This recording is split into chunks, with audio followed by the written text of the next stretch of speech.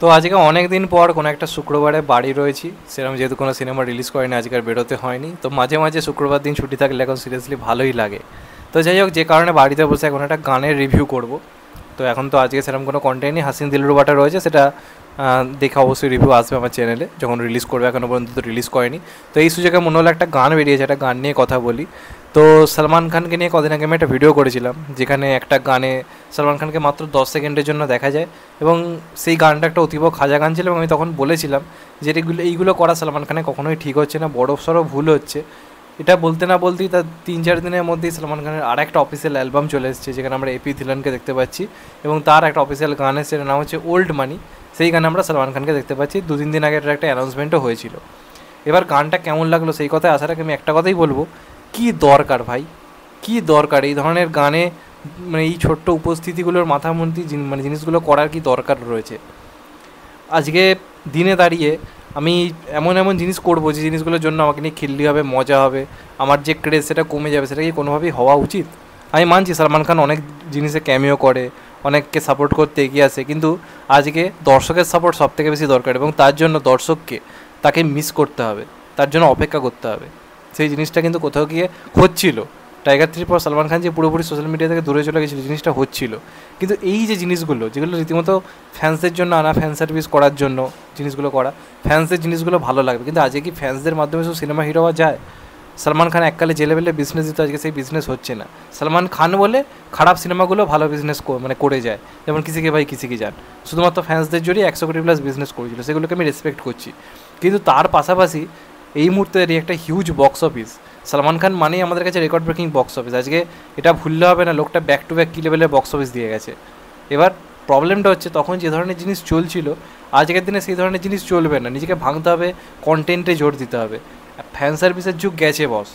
আর এই সঞ্জয় দত্তের কী হয়েছে আমি জানি না, আবার ভুলভাল জিনিস শুরু করেছে। সিরিয়াসলি বলতে গেলে লোকটা শুধরে যাচ্ছিল, ভুলভাল সিনেমা থেকে সরে যাচ্ছে, ঠিকঠাক কাজ করছিল, এখন যা তা করছে। মানে একটা বাংলা সিনেমার রিমেক, সেটাতে অভিনয় করে ফেলছে গুড়ছেড়ি, তার সঙ্গে সঙ্গে এইটা একটা গান যেখানে আমরা পুরোপুরি সব জায়গাতে সলমান খান ভার্সেস সঞ্জয় দত্ত দেখতে পাচ্ছি। এখানে সিনেমার মানে গানটার মধ্যে ওই সমস্ত জিনিস কিছুই নেই, সঞ্জয় দত্তের কোনো মানে উপস্থিতি সেইভাবে নেই। লাস্টে দাঁড়িয়ে যা পারছে পাঞ্জাবি ভাষায় যা পারছে বকছে, সেগুলো কোনো লজিক নেই। আমি মানছি এই গানটা যে ক্রিয়েট করেছে, এমন একটা গান ক্রিয়েট করতে হতো যেটা একটা হিউজ হাইপ ক্রিয়েট করবে, তো এই গানটার মধ্যে সেই কিছু রয়েছে? এই গানটা দেখে একটা খাজা গান মনে হচ্ছে। সিরিয়াসলি বলতে গেলে যেটুকু ভালো সেটা হচ্ছে অ্যাকশান। সলমান খান এবং এপি দিলন দুজনের অ্যাকশান খুব ভালো রয়েছে, একটা ভায়োলেন্স রয়েছে অ্যাকশানের মধ্যে, সেটা দেখতে ভালো লাগছে। সলমান খানের যেই গানে এন্ট্রি, ঘাড়ে একজনকে চাগিয়ে নিয়ে এরকমভাবে বন্দুকটা নিয়ে ফেলে আসছে, ওগুলো ভালো লাগছে, অস্বীকার আমি করছি না। কিন্তু কেন আজকে শাহরুখ খানই কামব্যাকটা করতে পেরেছে, কিন্তু পুরোপুরি সোশ্যাল মিডিয়াকে মানে পুরোপুরি হারিয়ে যাওয়ার জন্য?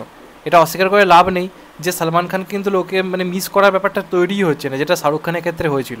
লোকে পাগলের মতো মিস করছে, লোকে রীতিমতো অপেক্ষা করছে, ওয়েট করছে। এই যে জিরো ব্যর্থতার পরে সলমান খান তো মানে শাহরুখ খান তো সোশ্যাল মিডিয়া থেকে পুরো চলেই গেছিলো, খুঁজে পাওয়া যাচ্ছিলো না। জাস্ট মাঝে মাঝে কিছু শুটিং স্টিল ভাইরাল হচ্ছিলো, সেগুলো দিয়ে সিনেমার হাইপ ক্রিয়েট হচ্ছিলো। তো এখন মানে সলমানেরও তো সেই জিনিসটা করা দরকার। তার রিসেন্ট কোনো মুভি সেই বিজনেস আনতে পারছে না, একটা ডাউনফল চলছে, তখন আমি এই গানে নিজের মুখ দেখাবো?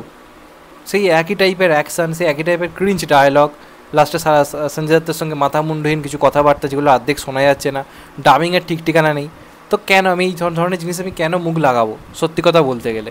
এবং এইগুলো যে বারবার যদি এখন সলমান খান করে যায় না, কোথাও গিয়ে সিকান্দার রিলিজের আগে বা আরও যে সিনেমাগুলো আছে সেগুলো কিন্তু হাইপ ক্রিয়েট হওয়াটা কিন্তু চাপ হয়ে যাচ্ছে। এখানে হাইপ বলতে যারা ফ্যান্স তারা দেখছে, তারা কথা বলছে, কিন্তু এখন নিউট্রাল অডিয়েন্স ছাড়া কেউ বেশি বড় হিট দিতে পারবে না। ফ্যান্সদের মাধ্যমে সিনেমা হিট দেওয়া যায় না বস আজকের দিনে দাঁড়িয়ে। তাহলে অক্ষয় কুমারের সব সিনেমা হিরো যেতে পারতো, হচ্ছে ওই তো 19 কোটি 18 কোটি, তারাও ফ্যান্সরাও দেখছে না। তার কারণ এখন যুগ পাল্টেছে, ফ্যান্সরাও এখন ব্যস্ততার মধ্যে তারা পারছে কোনো সিনেমা দেখতে যেতে, তখন যাচ্ছে। আগেকার মতো তো দিন নেই যে স্কুল কলেজ লাইফ কাটাচ্ছে ফ্যান্সরা পাগলের মতো যাচ্ছে, ওই দিন চলে গেছে। তো এখন সিনেমা হলে ফ্যান্সদেরকে আনতে গেলে ফ্যান্সদেরকেও নিজেকে মিস করাতে হবে। তো এই ধরনের গান আমি কেন নিজের মুখ দেখাবো? তো কোনো মানে ছিল না, এটার জাস্ট ওয়েস্ট করলো টাইমটা, কোনো মানে ছিল না, একদম খাজা লেগেছে। সলমান খানের এই সমস্ত জিনিসে উপস্থিতি আনা একদম ঠিক নয়। একদম চুপ থেকে পুরোপুরি সোশ্যাল মিডিয়া থেকে দূরে থেকে ডাইরেক্ট সিকান্দারের অ্যানাউন্সমেন্ট করা উচিত ছিল, কিন্তু এই যা তা গানে নিজের মুখ লাগিয়ে আবার নিজের রেপুটেশনটা কিন্তু নষ্ট করছে। তো এটা আমার মত, তোমাদের এটা নিয়ে কী মতামত অবশ্যই কমেন্ট করে জানাও। গানটা আমার জঘন্য লেগেছে, একদম পোষায়নি, অ্যাকশনটুকু বাদে গানটার মধ্যে কিচ্ছু নেই, কোনো গানটার মধ্যে কোনো লজিক নেই, স্টোরি নেই, কিচ্ছু নেই। জাস্ট সলমান খানকে আনা হয়েছে গানটার ভিউজ বাড়াবার জন্য, সলমান খানও রাজি হয়ে গেছে, কিছু অ্যাকশন রয়েছে ব্যাস, আর কিচ্ছু নেই গানটার মধ্যে। তো আমার একদম পোষায়নি টেনে। তোমাদের মতামত অবশ্যই জানি, আমি জানি কমেন্ট বক্সে কিছু ডাইয়ার্ড ফ্যান আমাকে খিস্তি করবে, কিন্তু আমি যেটা বললাম ভালোর জন্য বললাম, সালমান খানের প্রতি রেসপেক্ট আছে বলেই বললাম, নাহলে আমার কী যায় আসে। ভালো বলতাম ভিউজ হতো, সাবস্ক্রাইবার বাড়তো, কিন্তু যেটা করলে বেটার হবে আমি সেটাই বলার চেষ্টা করলাম। যাই হোক, চ্যানেলটা নতুন হলে চ্যানেলটাকে সাবস্ক্রাইব করে দিও and get the bell icon. ভালো থেকো সবাই, টেক কেয়ার, নমস্কার, আবার দেখা হবে। এখন তো ভাই সবাই ভালো থেকো, সুস্থ থেকো, নমস্কার, টেক কেয়ার, আবার দেখা হবে।